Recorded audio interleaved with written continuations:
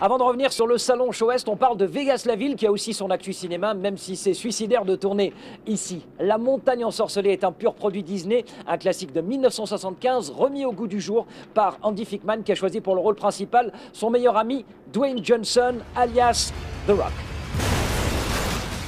My brother and I are not from your planet. Allez, on pitch rapidement le film. Deux ados extraterrestres, cherchez pas, c'est dans le script, débarquent sur Terre pour retrouver un gadget qui leur permettra d'empêcher la fin de leur monde et de notre monde. Pour les aider dans cette mission, un ex-criminel qui tente de se refaire une santé en travaillant comme chauffeur de taxi à Las Vegas. Sur le papier, ça a l'air simple, tip-top. Mais une fois sur le terrain... It was a nice mess. It was a nice hot mess. When people come to Vegas, they just want to come to Vegas and have a good time. They don't care. They would not be quiet. They were trying to get in my cab. They were trying to talk to me, trying to talk to Andy, trying to come to the set. But it was chaotic, but it was a lot of fun. Même s'il arrondit les angles pour la promo, Dwayne Johnson n'est pas prêt de tourner un autre film à Las Vegas. Las Vegas où l'ancien professionnel du catch est pourtant monté sur le ring pour la première fois. Mais il suffirait d'un coup de fil d'Andy Fickman, le réalisateur et surtout le meilleur pote, pour que le Rock redémarre au quart de tour et tourne un nouveau film. On parle d'ailleurs d'une adaptation de la BD Johnny Quest. Where that is right now, Andy had a great meeting over at Warner Brothers and they're rewriting now, and I look forward to that project. It's going to be great. It's very, very exciting. So whenever that comes in, You'll be in. What's that? You'll be raised back. Whenever that comes in, I would love to do that. Sure, 100%.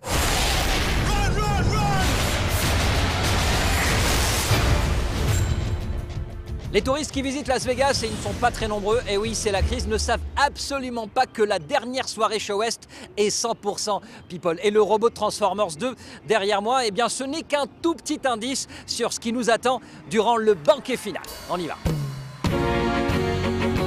Et puisqu'on parle de Transformers, on commence par Michael Bay, élu visionnaire de l'année. Je sais, c'est un peu exagéré, mais que voulez-vous? Il faut bien dès à présent lancer la promo de la suite de ce blockbuster.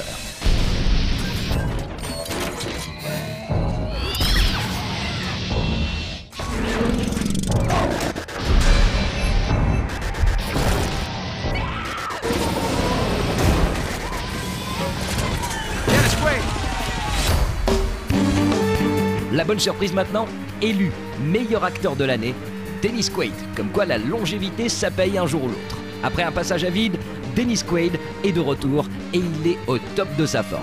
To tell you the truth, I'm having more fun now than I did in my 20s and my 30s. I'm happy to be here. It's nice. It really is. And it's usually something I think that most people get in their 20s or 30s. Il peut être fier, Dennis Quaid, 4 films uniquement cette année, avec le très attendu G.I. Joe, il sera aux côtés de Saïd Taghmaoui, et face à Sienna Miller, dans un rôle de méchante apparemment très crédible, puisque Show West lui attribue le prix de l'actrice de l'année. It was a very new experience. We had 6 weeks of fight training. I had to go and learn how to fire guns. Normally I do these films that are kind of far more emotional and a much smaller scale, and this was massive in every level, but it was fun. I was forced to do exercise, which was a good thing. Enfin, un revenant.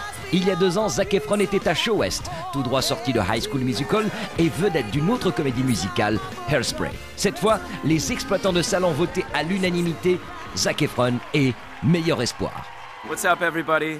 So here I am. I guess I am growing up in front of you guys. It's not always easy, but I think the benefits are awesome.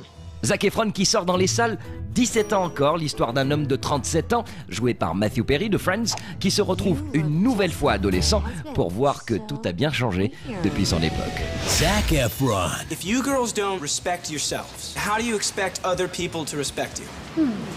Don't respect me. No, don't respect me. You don't even have to remember my name. This is some other dad's problem. 17 again.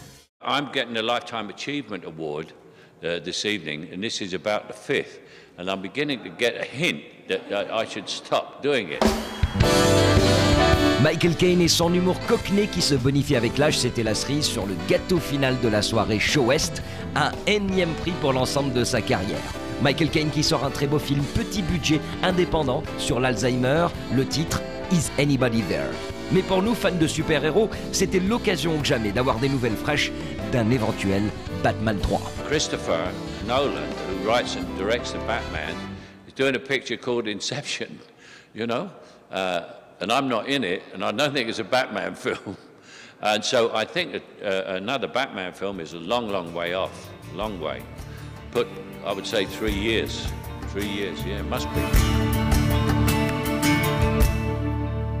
Ainsi s'achève notre spécial Vegas. Retour sur Los Angeles et dès la semaine prochaine, une nouvelle actu in situ, toujours dans Hollywood Live.